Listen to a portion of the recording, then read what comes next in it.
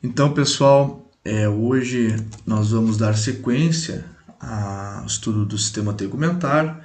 Esse segundo vídeo ele vai servir como base para nós entendermos como funciona. A gente dividiu, né, no primeiro vídeo lá epiderme, derme, hipoderme, fizemos essa divisão da pele. Comentamos sobre a possibilidade da hipoderme não fazer parte da pele, sim fazer parte de um tecido subcutâneo, tá? Mas vamos, nós, como comentei, nós vamos ver dos dois modos, tá? Para vocês saberem dessa existência na literatura. Então, nós vamos comentar sobre as funções da epiderme, as funções da derme, vamos falar sobre as células, as principais células que estão nestas regiões, e a partir do entendimento destas células e do tecido que compõe estas regiões, a gente vai poder exemplificar de forma melhor aquelas funções lá vistas no primeiro vídeo, ok? Então a epiderme é a nossa parte mais superficial da pele, é essa parte de fato que nós estamos enxergando aqui da pele. Tá? Ela é uma região não vascularizada, isso é importante vocês terem essa informação, porque depois nós vamos ver lá na derme que uma das funções da derme é dar essa garantia de nutrientes para a epiderme, ok? E a epiderme é a porção mais superficial, conforme nós já comentamos, e ela consiste de epitélio estratificado queratinizado. O que significa isso? Basicamente, eu estou dizendo que o tecido que compõe a epiderme é o tecido epitelial com queratina. Tá? Basicamente é isso. Por quê? Porque as células que vão compor este tecido são as células chamadas de queratinócitos, células produtoras de queratina. Uma outra informação importante é que a epiderme ela vai variar de espessura em diferentes partes do corpo humano. Como assim? O que isso quer dizer? Bom, basicamente nós vamos ver que a epiderme tem alguns estratos, tá? Ou algumas camadas, enfim. Esses dois termos estão corretos. Eu vou adotar o termo camadas aqui para a gente poder manter sempre esse termo para não ter confusão. Mas essas camadas, a gente vai ter uma chamada de camada córnea, e essa camada córnea ela vai ser maior em algumas regiões. Tá? Eu já digo por quê. Vamos lá. Primeiro, então, vamos fazer a divisão. O que nós temos aqui nessa imagem é um corte histológico da pele, tá? E percebam que na parte mais clara, embaixo, vocês veem a derme, tá? Então, nós temos a derme. Nós não vamos falar da derme agora. Nós vamos falar dessa parte mais roxa e rosada que está acima. Isso, essa parte roxa e rosada, sim, esta é a epiderme, a parte mais superficial da nossa pele, tá? Então nós temos como primeira porção, primeira camada da epiderme a camada basal.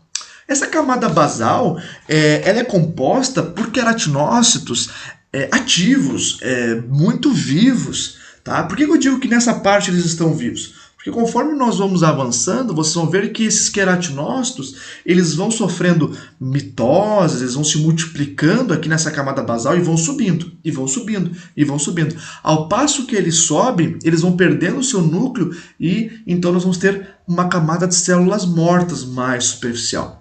E essa camada de células mortas vai ter uma importante função na nossa pele, que a gente já vai conversar.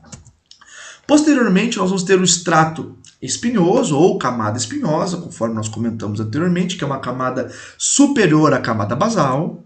A camada granulosa, que é essa camada mais rosada que vocês estão vendo no corte histológico. E aqui é uma camada lúcida. E essa camada lúcida, ela não apresenta, ela não está contida em todas as regiões da pele. É essa camada que vai ser diferente principalmente onde? Na palma da mão e na parte plantar do pé. Essa camada lúcida ela está presente e faz com que nós tenhamos uma camada córnea mais grossa. Aonde? Na palma da mão e na planta do pé. Portanto, essas regiões de palma da mão e planta do pé, nós temos uma quantidade de camada córnea maior, um extrato córneo maior.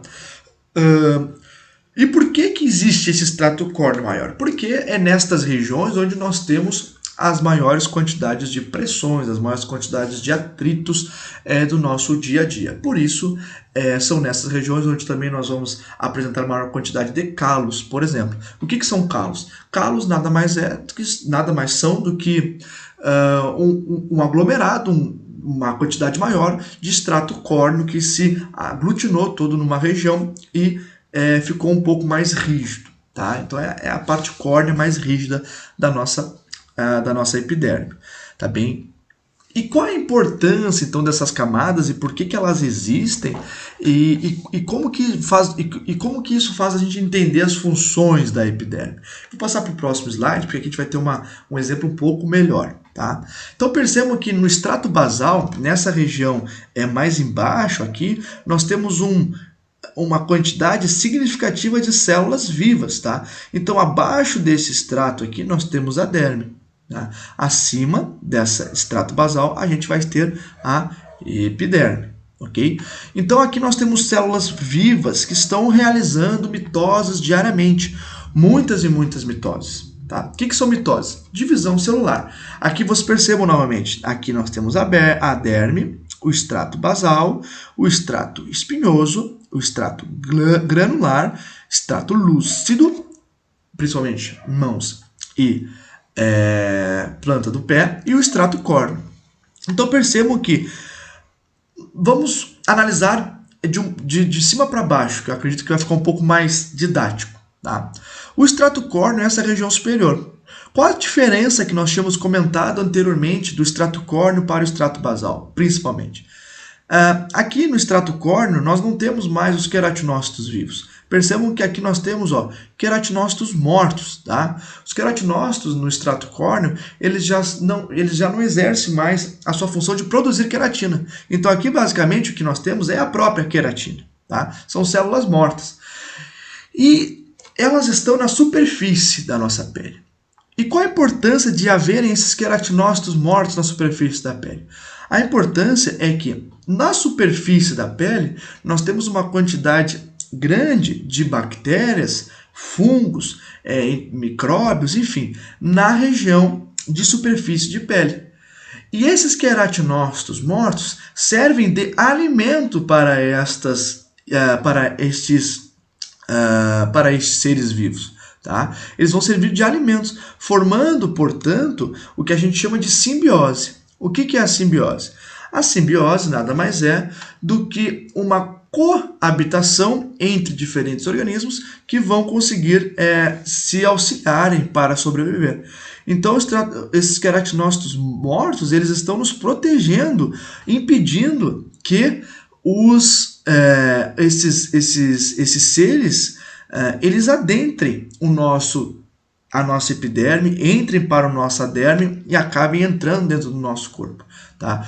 E Matheus, mas então quer dizer que esses queratinócitos mortos, quando as bactérias comem eles podem de fato entrar? Sim, mas lembrem que eu comentei com vocês. O extrato basal ele está diariamente fazendo muitas e muitas e muitas mitoses, que são diferenciações celulares, produzindo novas células, empurrando estas demais células que estão aqui para cima. Okay? Então, estas células do extrato basal, quando elas nascem, elas demoram cerca de 40 dias para chegarem lá em cima. Então, vamos supor, a cada 40 dias nós temos uma renovação do nosso estoque de pele. Tá? Essa então é uma das principais funções desses queratinócitos e da epiderme como um todo, é fazer uma proteção, principalmente contra as ações mecânicas também. Percebam que quando nós vamos fazemos atrito, nós não estamos danificando também a nossa pele. Tá? E aí também vai ter uma importância da elastina que está contida na derme, lá, que a gente vai comentar mais adiante. Ok? Dito isto, outra coisa que eu gostaria de comentar com vocês de respeito percebam a conformação das células. As células, quando estão no extrato basal, elas são células mais arredondadas, tá? E conforme elas vão subindo, indo para a parte mais superficial da pele, elas vão ficando um pouco mais achatadas. Por que ocorre esse achatamento? Tá? Esse achatamento ocorre devido a uma pressão que a gente está a todo momento sendo submetido, que é a chamada pressão atmosférica. Portanto, essas células vão sofrendo a ação da pressão atmosférica e ficando, conforme mais próxima à superfície, ficando mais achatadas. Ok? Algumas células importantes que estão presentes também na epiderme são as células de Langerhans, as células de Merkel e os melanócitos. Tá? A gente já vai comentar um pouquinho sobre essas diferentes células e suas funções. Então, conforme nós tínhamos comentado, as principais células da epiderme são os queratinócitos, os melanócitos, as células de Langerhans e as células de Merkel. Novamente, aqui está a imagem, os melanócitos, vocês percebem que eles estão no extrato basal. E qual a importância dos melanócitos?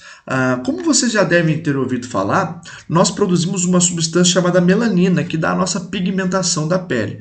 Tá? A quantidade de melanócitos em nosso corpo, ele tem um fator principal que é um fator genético, tá? Essa quantidade de melanócitos. Portanto, o pigmento produzido por esse melanócito chamado melanina é o que vai dizer a cor da nossa pele. Basicamente é isso, é um fator genético, tá ok?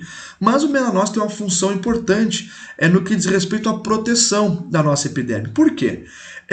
Se vocês forem ver, ele tem algumas perninhas que vão entrando para o extrato espinhoso, que vão subindo e saindo desse extrato basal. Tá? Essas perninhas nós conhecemos também como dendritos. Assim como lá nos neurônios, os melanócitos também têm dendritos, tá? Mas eles não são células nervosas, deixa isso bem claro. Tá?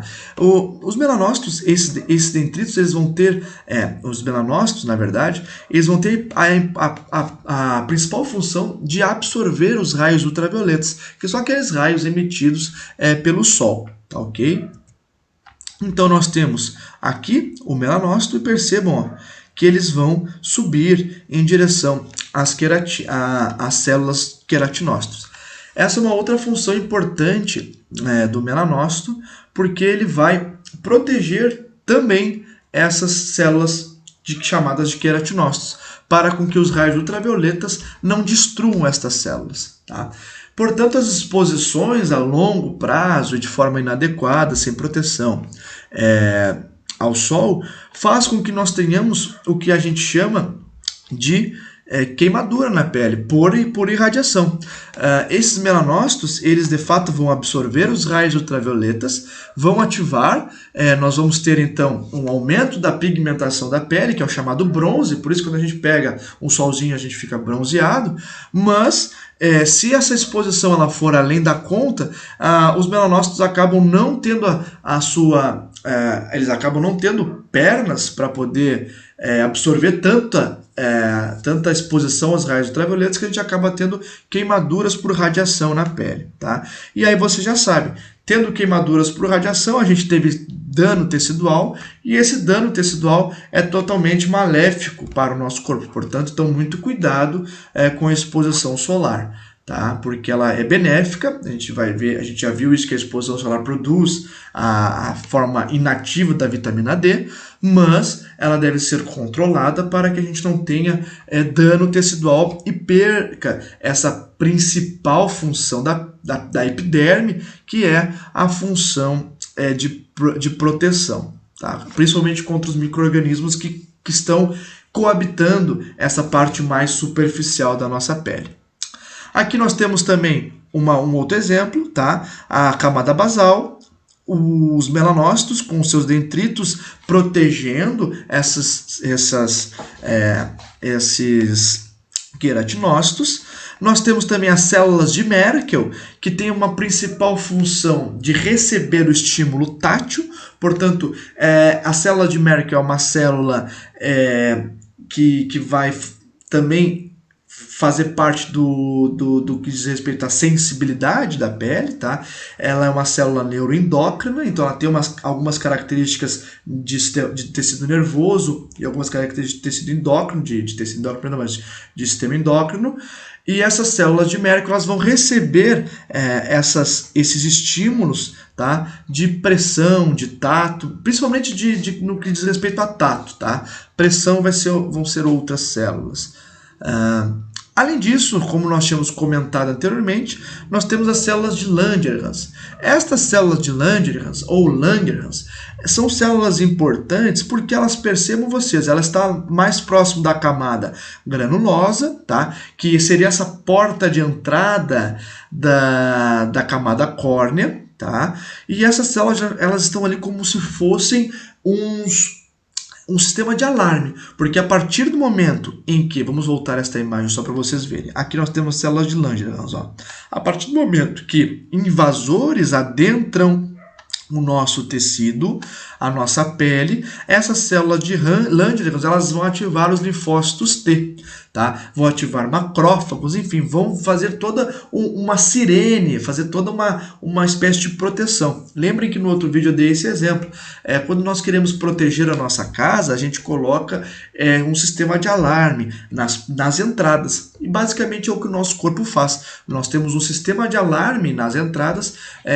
Se por algum momento, por alguma invasão de algum objeto estranho ou de algum ser vivo que possa ser causador de dano, as células de Langerhans vão ativar o sistema imunológico e a partir daí a gente vai ter toda uma resposta imunológica naquela região, ok? Então, seguindo, nós vimos a epiderme, tá? Como essa camada mais superficial da pele, vimos as suas funções e agora a gente vai dar uma conversada sobre a derme, tá? A derme, então, ela consiste em um tecido conjuntivo com quantidade variável de fibras elásticas, assim, e, enfim, vários nervos, vasos sanguíneos, linfáticos, tecido muscular. Então, a derme, é importante vocês entenderem isso, que a derme ela vai ser a principal parte de funcionamento da pele, tá? Porque é na derme onde nós vamos ter, por exemplo, toda a questão sensitiva, tá? A gente vai ver que uma das funções da derme é ter sensibilidade, dar sensibilidade para a pele. Outra questão importante é que a derme ela é muito vascularizada, tá? Então a gente tem chegada de artérias, arteríolas, saída de veias, vênulas, enfim, da pele, tá? Então ela é muito vascularizada. E ela é formada principalmente por duas estruturas, basicamente, tá? Por colágeno, tá? A pele é um tecido conjuntivo frouxo, a derme é um tecido conjuntivo frouxo, formado principalmente por colágeno e elastina, ok?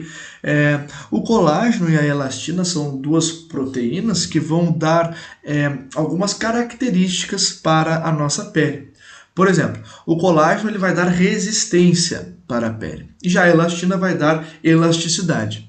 É importante salientar aqui que o colágeno, ao dar resistência, por exemplo, quando você puxa alguma região da pele, vamos supor, por exemplo, puxar a parte superior aqui da mão aqui, tá? A gente puxa, tá? Percebam que a gente não está rasgando a pele. A gente tem resistência da pele, porque há colágeno na nossa pele.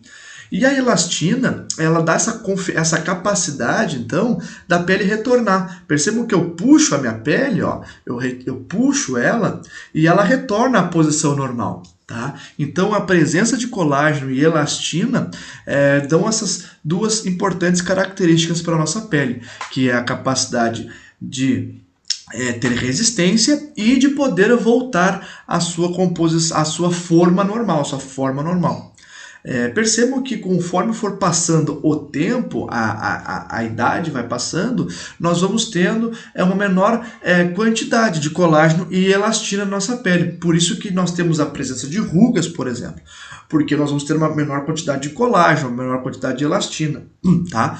Se você pegar uma pessoa mais idosa, por exemplo, e puxar a pele dela, vocês vão ver que ela vai demorar a retornar à sua posição inicial, ou inclusive pode não retornar e ficar lá um pouco não da forma que estava no início. Isso é uma diminuição da quantidade de elastina. A pele fica mais frágil, menos resistente, mais propensa à lesão por diminuição de colágeno. Tá? Outra característica também no que diz respeito a essa quantidade de colágeno, elastina, também é a nutrição. Portanto, se uma pele não estiver bem nutrida, no sentido de hidratada, no quesito de água, por exemplo, essa pele ela perde também elasticidade e resistência. Por isso é importante a soma desses 3 fatores: colágeno, elastina e hidratação. Tá? Isso faz com que nós tenhamos uma pele mais saudável. Tá?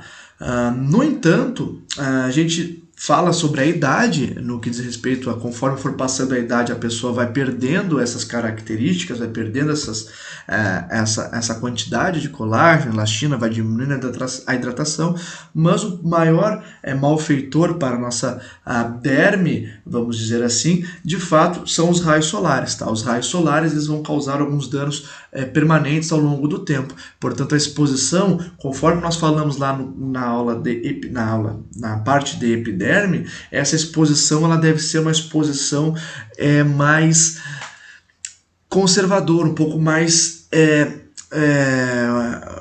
mais cuidadosa, tá? A gente tem que, então, para ter um cuidado com esse importante órgão do nosso corpo, a gente precisa, então, de fato, cuidar da nossa exposição solar, tá?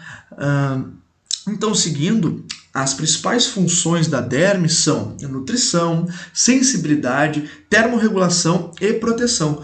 Por que então? Lembrem que lá no início, quando eu comentei sobre a epiderme, vocês lembram qual era a característica dela no que diz respeito à vascularização? Se vocês não lembram, eu peço que vocês pausem o vídeo agora e tentem buscar na memória, tá? Tentem buscar na memória qual foi a característica da epiderme, qual é a característica dela no que diz respeito à vascularização, tá? Lembrem, ela é um tecido epitelial. E aí eu faço uma pergunta para vocês. O tecido epitelial, ele é vascularizado? A gente comentou isso em aula, tá? Então, se vocês pausem o vídeo agora, pensem um pouquinho nessa resposta. Tá? Eu suponho que vocês tenham pausado o vídeo.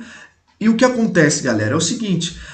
Lembrem lá que o tecido epitelial ele não é vascularizado. Tá? Portanto, a nossa epiderme composta por tecido epitelial ela não é vascularizada. Ou seja, nós não temos sangue chegando, de fato, no tecido epitelial. Portanto, se nós retornarmos aos tecidos, vocês vão lembrar que o tecido que vai garantir a sobrevivência do epitélio, do tecido epitelial, é o tecido conjuntivo. E no caso que nós estamos comentando aqui, é o tecido conjuntivo frouxo, esse tecido conjuntivo da derme. Por quê? No tecido conjuntivo da derme, nós temos uma grande quantidade de vasos sanguíneos chegando e saindo da nossa derme, tá? Então, a gente vai comentar um pouquinho mais sobre isso já adiante. Além disso, também nós temos como funções principais na derme a questão de sensibilidade, tá? A sensibilidade na derme, a gente vai ter muitos neurônios, tá? Chegando na derme, são neurônios de duas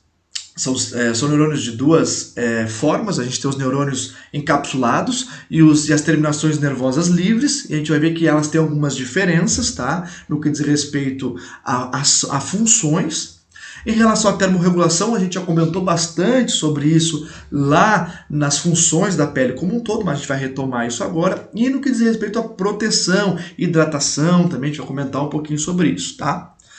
Então, basicamente aqui, galera, nós temos a pele, tá? Nas suas 3 camadas.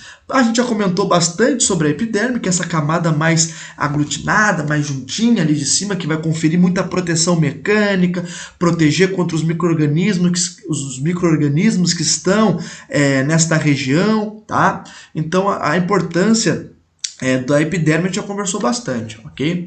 Então agora a gente fala sobre a derme, tá? A derme ela tem duas divisões, a região papilar, que é essa região mais superficial, mais próxima da epiderme, e a região reticular, que é essa região mais profunda. Nessa região reticular é onde estão chegando, então, todas essas inervações, de onde surge o folículo, de onde nós vamos ter o folículo piloso, o tecido muscular nessa região, tá? E lá embaixo, lá a tela subcutânea, tá? Ou também o tecido, muito tecido adiposo aqui nessa tela subcutânea, é também conhecido como hipoderme, tá? Então a gente vai falar sobre a nutrição, questão nutricional. Percebam que aqui na região da derme nós temos a chegada de muitos vasos sanguíneos, muitas arteríolas, ó, que estão representadas em vermelhos aqui, ó, estão trazendo nutrientes para a derme, e essa derme, se vocês forem perceber aqui nessas regiões, ó, lá na lâmina basal, lembra na camada basal que tinha na epiderme? Então, aqui nessa lâmina basal é de onde, por difusão, os nutrientes vão subir, tá? Então, vão sair dessa região mais da derme e ir em direção à epiderme, nutrindo a epiderme, possibilitando com que estas células aqui, ó, da epiderme recebam a nutrição e sobrevivam. Então, se vocês forem lembrar lá, que células são essas que estão aqui, ó, nesta região mais basal da nossa epiderme, tá? Se vocês lembrarem, são os queratinócitos, tá? Então, os queratinócitos que aqui estão,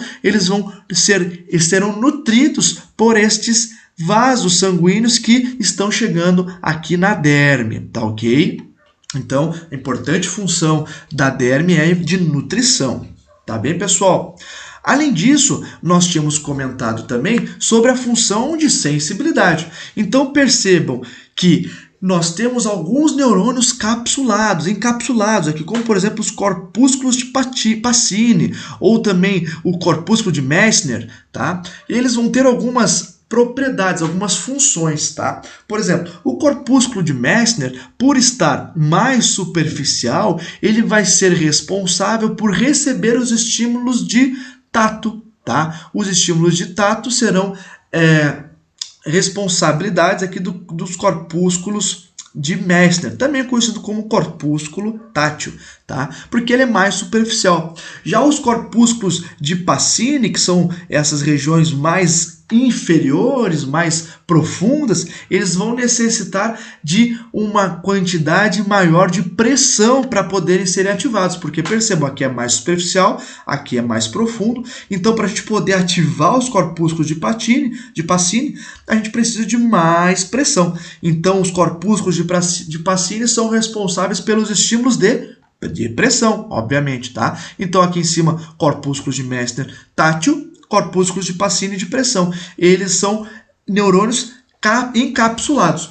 E aqui nós temos as terminações nervosas livres, que são os neurônios sem cápsulas. Elas são terminações que estão ali na pele, sem cápsula alguma, e a principal função dessas terminações nervosas livres são para receber os estímulos de dor. Tá? Então, a gente vai ter esse estímulo de dor na pele, esse estímulo tátil, esse estímulo de pressão, além também a gente recebe estímulos de calor lá nos receptores de Ruffini, por exemplo, conforme a gente comentou, e os discos de Merkel, que também estão já lá na região epidérmica, tá? Recebendo os estímulos de tato também, ok?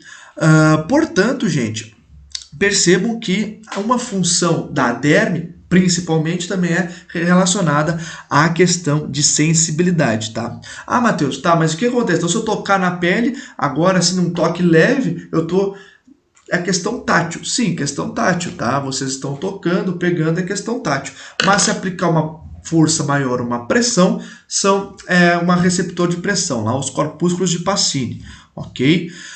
Se eu pegar uma agulha e ter alguma questão nociva para a nossa pele, a gente vai ter então a ativação das terminações nervosas livres, que vão mandar o estímulo de dor. E como é que é realizado esse estímulo de dor? Bom, então esse é um estímulo aferente, é um estímulo que vai avisar o nosso encéfalo sobre a possível dor, sobre pressão, ou até mesmo sobre apenas o tato, ou também sobre a questão do calor, quente, frio, enfim, tá bem? É um estímulo aferente. Lembrando, a interpretação ela não ocorre na pele, e sim o estímulo, ele é recebido pela pele. Nós recebemos o estímulo na pele, esse estímulo vai percorrer neurônios aferentes que vão avisar qual estímulo, eles vão chegar na medula, vão fazer toda uma integração lá nos neurônios integrativos da medula e vão subir em direção ao nosso córtex cerebral, onde lá sim nós vamos ter então uma interpretação de que estímulo está sendo recebido, ok? Uma outra função da pele diz respeito à termorregulação.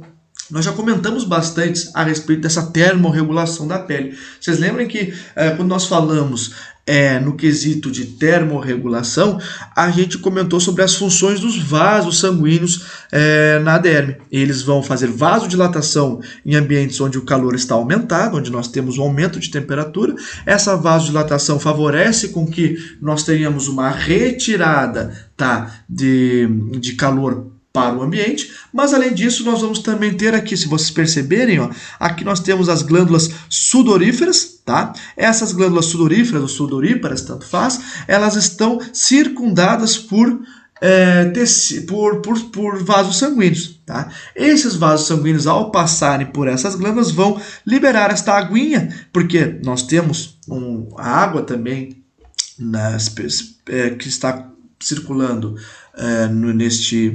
nestes vasos, tá? Lembrando que não é somente a água, o H2O, e sim outras substâncias também, elas vão subir e serão liberadas lá na epiderme. Percebam que aqui nós temos as glândulas, o poro, tá? O poro sudoríparo, tá? Esse porozinho aqui, então, por onde vai sair este suor e ficando então ficando na parte superficial da nossa epiderme, mantendo então uma hidratação da pele, mantendo ela mais refrigerada. Então, quando nós temos um aumento da temperatura interna, tá? Uma hipertermia, ou também na questão de febre, por que nós suamos? É uma resposta para proteção, uma resposta de termorregulação, tentando regular a temperatura interna. Nós vamos suar, tá? Então a gente vai ter um aumento da circulação aqui na pele, fazendo com que se tenha liberação de água, liberação de líquido lá na epiderme. Amém?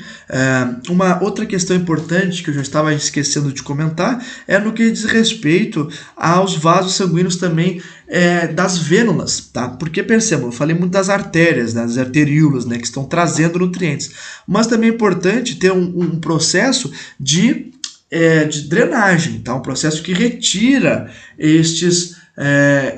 algumas substâncias que não são aproveitadas pela pele. Então as vênulas aqui vão fazer essa retirada, junto também com os gânglios linfáticos, o sistema linfático que estará passando também aqui pela derme e também fazendo essa drenagem, tá? Então estas são as principais funções no quesito de nutrição, a retirada também de substâncias que não são aproveitadas pela pele, ok? Uma outra função que nós vamos comentar diz respeito à termorregulação no sentido da ativação muscular, tá? Então aqui, se nós formos analisar, nós temos o pelo, tá? Que é um anexo da pele. O pelo ele é formado a partir então deste folículo piloso, tá? Então a gente vai ter a raiz do pelo e percebam que aqui nós temos o músculo eretor do pelo. Por que então, quando ocorre processo de frio, nós nos arrepiamos durante o frio?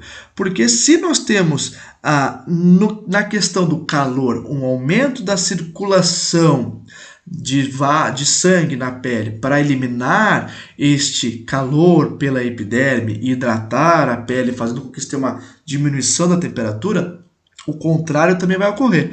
Durante períodos de frio, nós vamos ter uma diminuição do fluxo sanguíneo na epiderme e a ativação do músculo eretor do pelo, fazendo com que nós tenhamos a contração, tá, deste músculo fazendo uma ereção do pelo.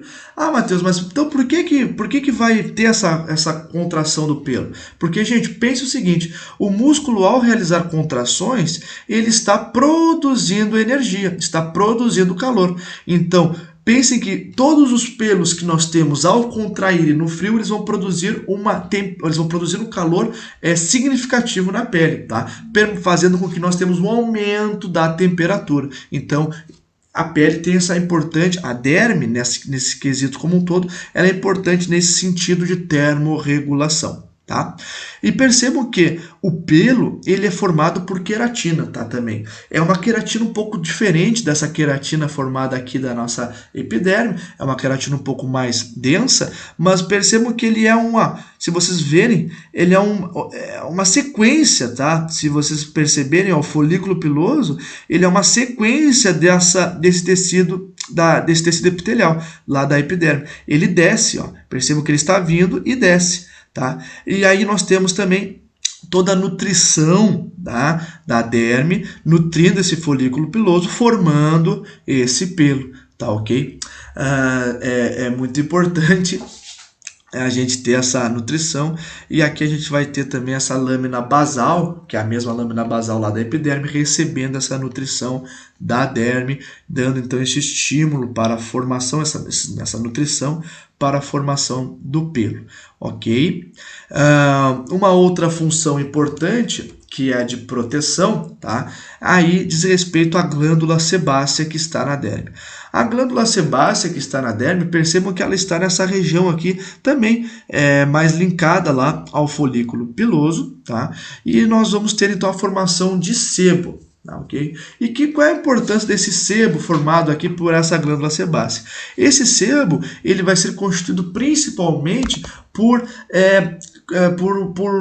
substância lipídica, tá? Essa substância lipídica ela vai subir, tá? E ficar nessa parte superior da epiderme, lá na região da pele, essa parte mais superior.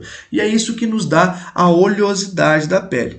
E se vocês forem lembrar, qual a importância dessa oleosidade? Tá? Ela tem duas principais importâncias, tá, da glândula sebácea. Ela é importante na hidratação, porque percebam que se nós fôssemos olhar e analisar de forma um pouco mais profunda, a gordura, tá? Ela não se mistura com a água, lembrem disso. Então, aquele suor liberado pelas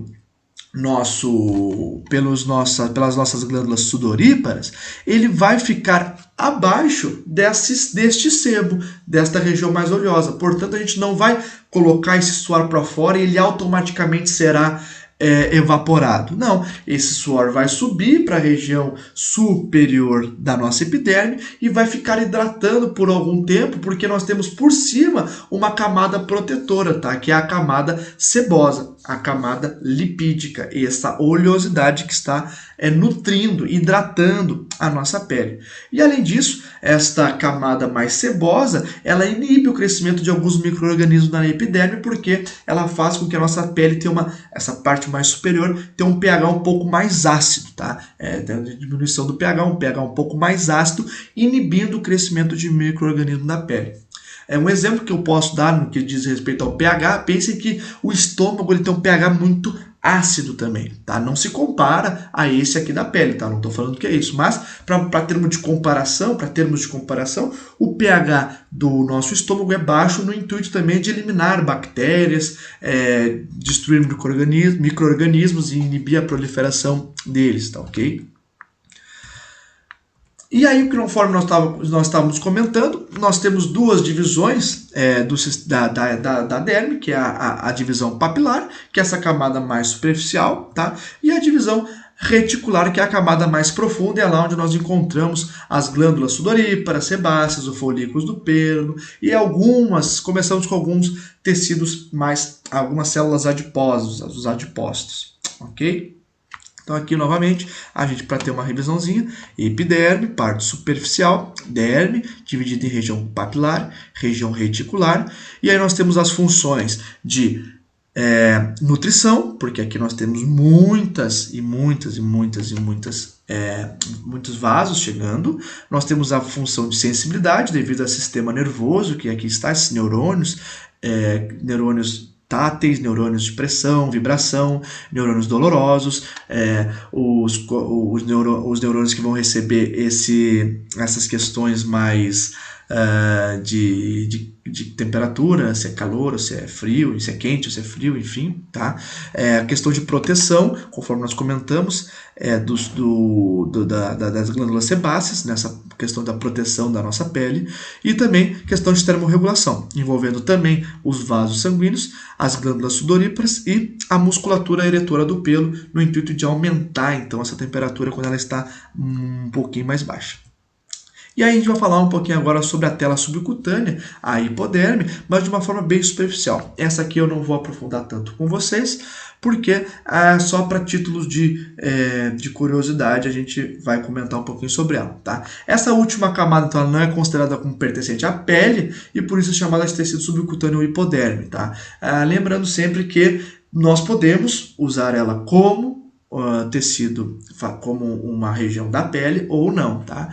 E ela é composta principalmente por tecido conjuntivo frouxo e tecido adiposo. Aí, para vocês compreenderem um pouco da função da hipoderme, a gente vai ter que retornar lá para o sistema, lá para a aula de tecidos. Lembrem quais são as funções dos adipócitos? Pois é, a hipoderme, então, onde nós vamos ter o principal acúmulo de adipócitos. Os adipócitos, eles têm como função guardar energia, ser uma reserva energética, mas no que diz respeito à pele, também é no intuito de servir como uma manta térmica, tá? Então a hipoderme ela vai servir para manter essa temperatura interna do nosso organismo. Ok, galera? Como anexo da pele, nós já conversamos um pouco sobre as unhas, pelos, já falamos sobre as glândulas sudoríparas, as glândulas sebáceas, já conversamos sobre elas, tá? E agora, no intuito de conhecimento, assim, para vocês entenderem também um pouquinho mais sobre a importância da pele, a gente vai falar um pouquinho sobre algumas lesões que podem ser causadas, tá? Que são as queimaduras, tá? A queimadura, então, é uma lesão tecidual produzida por calor excessivo, ou seja, eletricidade, radioatividade, substâncias químicas, enfim, que vão desnaturar as proteínas das nossas células da pele. Quais são as proteínas? Os queratinócitos, a elastina, o colágeno, tá? O próprio adipócitos lá, que não é proteína, tá? Óbvio, mas em queimaduras de terceiro grau nós já temos queima, por exemplo, dos adipócitos que estão abaixo da pele, ok? Então aqui, nessa parte final da aula, a gente vai entender um pouquinho o que são essas queimaduras e por que elas são importantes nesses cuidados e quais são as consequências, tá? Então, a queimadura de primeiro grau é considerada uma queimadura apenas na epiderme. A queimadura de segundo grau um pouquinho mais complexa já atinge a derme, e as queimaduras de terceiro grau atingindo o tecido subcutâneo, tá? A tela subcutânea. Então, é importante a gente ter consciência e noção de que ao se expor ao sol, por exemplo, a gente pode fazer com que tenhamos alguma queimadura já de primeiro grau, e isso não é interessante para a pele. Então é importante nós termos cuidado com a pele, tanto nossa quanto dos nossos pacientes. E vocês, como profissionais, futuros profissionais da área da saúde, vocês devem ter este conhecimento, tá? Porque vocês serão formadores de opinião.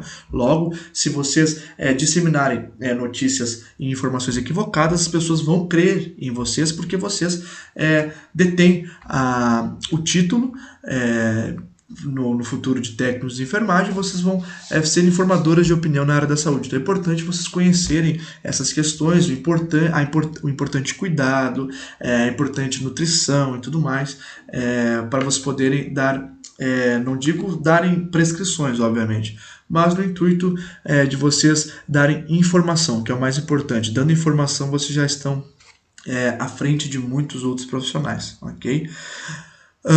Então foi mais ou menos essa questão aqui das queimaduras. Percebam que quando ocorrer uma queimadura a gente está lesando alguma das porções da pele, e fazendo lesão nessas porções da pele a gente está impossibilitando que elas ajam para exercer aquelas funções que nós comentamos com vocês. Então imagina uma lesão de primeiro grau, aparentemente não é nada, mas numa senhora já debilitada, num senhor debilitado, já pode ser algum indício ruim, porque a gente vai ter uma degeneração ali, uma falta de proteção, micro-organismos podem começar a invadir a derme, tá? Porque vai ter queima de queratinócitos ali e tudo mais. Tá? Imagina uma queimadura de 2º grau. Tá? A gente vai ter destruição de um tecido importante, de destruição do nosso principal termorregulador, a gente pode ter alteração de sensibilidade no local a longo prazo, tá? E uma queimadura de 3º grau nem se fala, é muito mais danosa. Claro que isso vai variar de acordo com a extensão dessa lesão,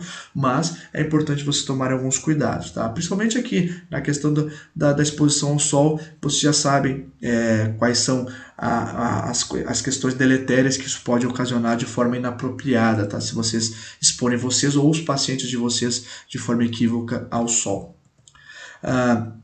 Aqui a gente vai falar um pouquinho sobre o enxerto de pele, que é uma possibilidade, tá? A pele nova, ela, se for uma grande lesão, tá destruindo aquele extrato basal lá que a gente comentou, lembre que a gente falou sobre o extrato basal lá, a base da epiderme. Se tiver uma grande área lesionada, essa regeneração ela não é possível. Então, por isso, ferimentos maiores necessitam de enxertos de pele para cicatrização, tá?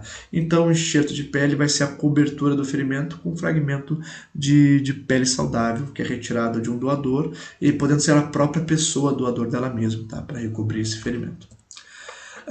Além disso, a gente vai falar um pouquinho, conforme nós falamos lá no início da aula, sobre a função da pele como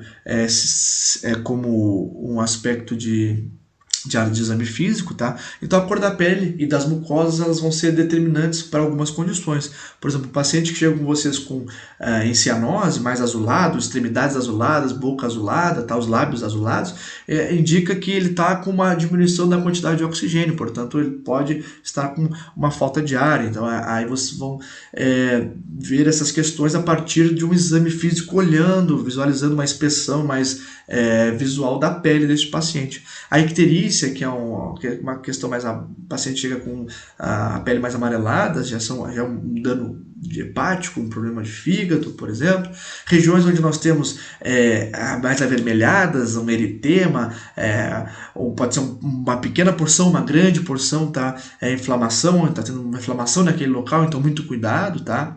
E no que diz respeito a uma pessoa que apresenta, principalmente as mucosas mais esbranquiçadas, nós temos então uma provável anemia, tá? Mas isso obviamente vai depender de outras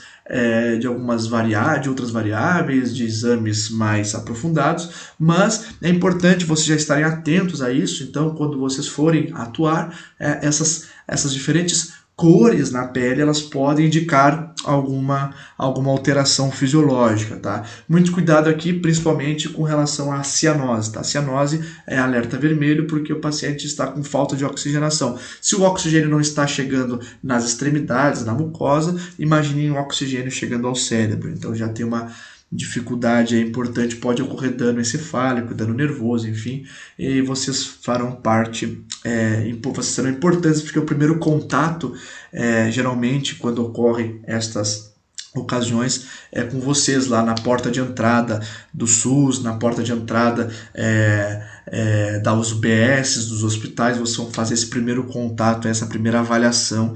Então é importante vocês já conhecerem esses termos e conhecer o que eles estão significando no paciente como um todo aí na pele. Tá bem, galera? A princípio era isso, eu fico à disposição de vocês para qualquer dúvidas, qualquer perguntas. Vou enviar um trabalho para vocês em anexo, tá ok? No mais era isso. Desejo a todos vocês um bom retorno, tá? A princípio na semana que vem a gente vai estar retornando às atividades. E se vocês tiverem dúvidas referentes a provas, vocês enviem também para o meu e-mail, a gente tira essas dúvidas sobre este sistema. Eu acredito que ele ficou bem explicado, tá? Mas, obviamente, se faltou alguma coisa que vocês não entenderam, vocês podem mandar mensagem, a gente conversa, isso é bem tranquilo. Tá bem, galera? Um abraço para vocês e até a próxima.